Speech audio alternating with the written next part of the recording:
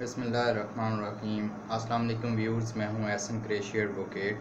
आज का जो हमारा लेक्चर है सीआरपीसी का लेक्चर नंबर 57 यानी कि 57, और जो लेक्चर है हमारा टॉपिक होगा वो है difference between investigation and inquiry, यानी कि तफ्तीश और इंक्वायरी में क्या फ़र्क है। आज हम इसके ऊपर डिस्कशन करेंगे।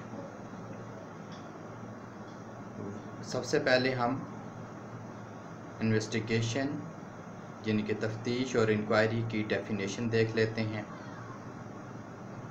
और उसके बाद फिर हम इनके इनको डिफरेंशिएट करने का, इन दोनों में मुवाजना करने की हम कोशिश करेंगे। हम स्टार्ट करते हैं।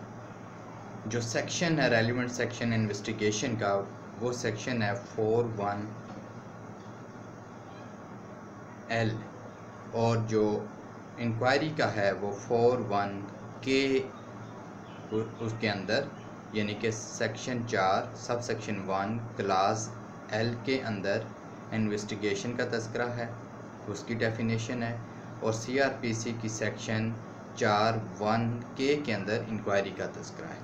अब हम सबसे पहले इन्वेस्टिगेशन की जो डेफिनेशन है, जो सीआरपीसी की section 4 sub section 1 clause L के अंदर है, वो हम पढ़ लेते हैं। Investigation includes all proceedings under this code for the collection of evidence conducted by a police officer और by any person other than a magistrate who is authorised by a magistrate in this behalf. इसके अंदर दो ही बातें हैं। एक बात ये है कि तफ्तीश का मकसद शहादत एविडेंस कलेक्ट करना होता है।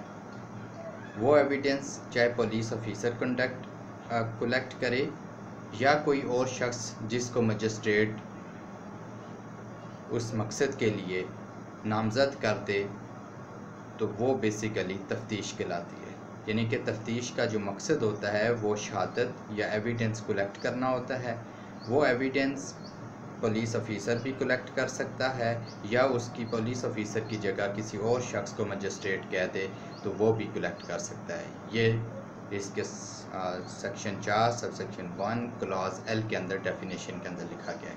अब हम जो K है, जिसके अंदर इंक्वायरी का तज़किरा है, सब सेक्शन 1K 4 की सब सेक्शन 1K के अंदर क्या लिखा गया है इंक्वायरी से मुतल्लिक़ है, वो हम पढ़ लेते हैं। Inquiry includes every inquiry other than a trial conducted under this code by a magistrate or court.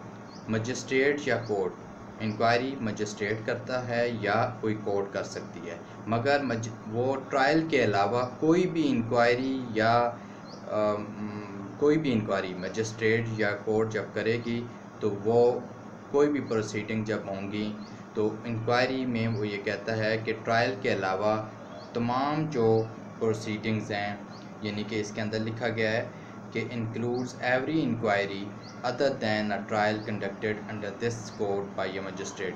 Trial के अलावा कोई भी इंक्वायरी है वो मजिस्ट्रेट या कोर्ट करती है, तो वो बेसिकली इंक्वायरी कहलाता है। उसकी डेफिनेशन ये है। अब हम इनके जो पाँच डिफरेंसेस हमने तैयार किए हैं कि इन 5 डिफरेंस मुख्तलिफ एंगल से क्या हो सकता है। एज़ टू सेक्शन, वो हमने देखा कि जो इन्वेस्टिगेशन की सेक्शन है वो 41L के अंदर तज़किरा है, जो इंक्वायरी है 41K के अंदर उसका तज़किरा है।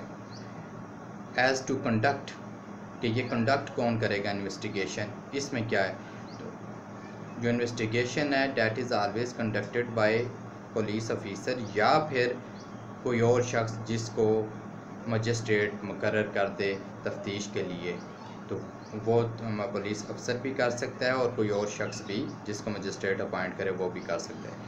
जो इंक्वायरी है वो that is always conducted by the magistrate और कोर्ट। इंक्वायरी मजिस्ट्रेट या कोर्ट करेगी, मगर उसमें ट्रायल शामिल नहीं होगा। ट्रायल के अलावा जो इंक्वायरी होगी वो मजिस्ट्रेट या कोर्ट जो है वो अगर करती है तो वो इंक्वायरी के ज़ुमरे में आता है। ट्रायल भी मजिस्ट्रेट करता है, कोर्ट करता है, मगर वो इंक्वायरी के अंदर शामिल नहीं होगा। जो इंक्वायरी होगी छानबीन के हवाले से, फैक्ट्स को उसकी सच्चाई तक पहुंचने के हवाले से जो ऑफेंस है या डिस्प्यूट है, वो जो इंक्वायरी होगी वो मजिस्ट्रेट करता है या कोर्ट करता है। अब तीसरा आ जाता है कि ऑब्जेक्ट क्या होता है, इनका मकासद क्या होते हैं। तफ्तीश का मकसद एविडेंस कलेक्ट करना होता है, शहादत का इकट्ठा करना होता है, ये तफ्तीश का मकसद होता है। और जो इंक्वायरी का मकसद है टू डिटरमिन द ट्रूथ और फॉल्स ऑफ सर्टन फैक्ट्स, उसका मकसद होता है कि वो सच और झूठ को अलग अलग कर दे, यानी कि सच्चाई किसी हक़ाइक़ में से कोई ऑफेंस है उसकी सच्चाई क्या है, उनके हक़ाइक़ की छानबीन करना, सच्चाई और सच और झूठ को अलग अलग करना, इस मकसद के लिए ताकि उसके ऊपर एक्शन लिया जा सके, आगे फर्दर कार्रवाई की जा सके। यानी कि हक़ाइक़ में से सच और झूठ को अलग-अलग करना, उनको डिटरमिन करना कि सच क्या है और झूठ क्या है, ये हक़ाइक़ सच पर मबनी हैं या झूठ पर मबनी है, इस चीज़ को डिटरमिन करना, ये बेसिकली जो है वो इंक्वायरी का मकसद होता है। उसकी छानबीन की जाती है हक़ाइक़ की जो उसके सामने आते हैं कि कितने सच्चाई पर ये मबनी है और कितना झूठ इसमें शामिल, वो हक़ाइक़ को बेसिकली जो है वो उनकी छानबीन करते हैं, उसका मकसद ये होता है। अब स्टेज क्रिमिनल इन्वेस्टिगेशन जो है वो क्रिमिनल केसेस में फ़र्स्ट स्टेज होती है इन्वेस्टिगेशन की, और जो इंक्वायरी है वो सेकंड स्टेज होती है। सो फर्स्ट स्टेज और second stage, investigation first stage और इंक्वायरी सेकंड स्टेज। लास्ट है कि नेचर ऑफ प्रोसीडिंग्स, जो इन्वेस्टिगेशन है ये इसकी जो प्रोसीडिंग्स होती हैं इनको नॉन जुडिशियल कहा जाता है। ये नॉन जुडिशियल प्रोसीडिंग्स होती हैं, अदालती नौयत की नहीं होती।